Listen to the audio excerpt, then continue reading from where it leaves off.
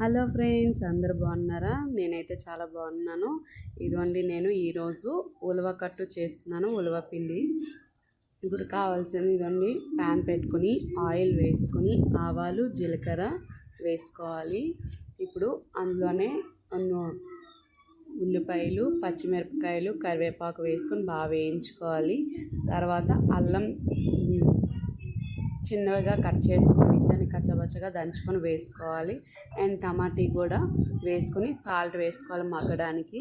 బాగా ఫ్రై అయిన తర్వాత చూసారు, ఇంత బాగా ఫ్రై అయింది. ఇంకా టమాటీ ముక్క చిన్న మెత్తపడాలన్నమాట. ఇంకా వెంటనే మెత్తపడిన తర్వాత చిన్న పసుపు కారం వేసుకొని లైట్గా ఫ్రై చేసుకొని చింతపండు నానపెట్టేసుకోవాలి ముందుగానే. ఆ నానపెట్టుకుని చింతపండు వాటర్ని అందులో వేసేసుకోవాలి. వేసుకున్న తర్వాత 2 స్పూన్స్ నేను ఉలవపిండి తీసుకొని అందులో వాటర్ వేసుకోవాలి. వాటర్ వేసుకొని బాగా ఉండలు లేకుండా బాగా మిక్స్ చేసుకోవాలి. చూసారా, బాగా మిక్స్ చేసేసుకొని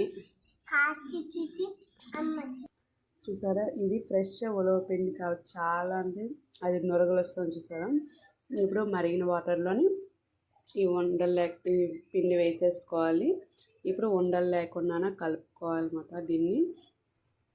ఇప్పుడు కొంచెం బాయిల్ అవ్వాలి, ఉడకాలి. కానీ ఇది ఉడికినప్పుడు ఉంటుంది చాలా మంచి స్మెల్ అనేది వస్తుంది. మూత తీయగానే మంచి స్మెల్ వస్తుంది. ఇదండి, ఇంకా ఉడుకుతుంది.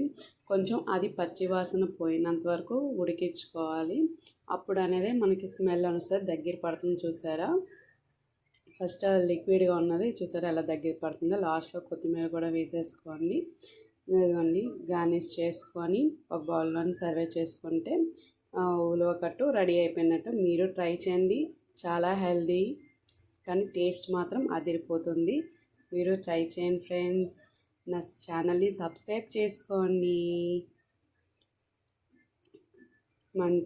సబ్స్క్రైబ్ చేసుకోండి. నా ఛానల్ని లైక్ చేయండి, షేర్ చేయండి, కామెంట్ చేయండి ఫ్రెండ్స్. బాయ్.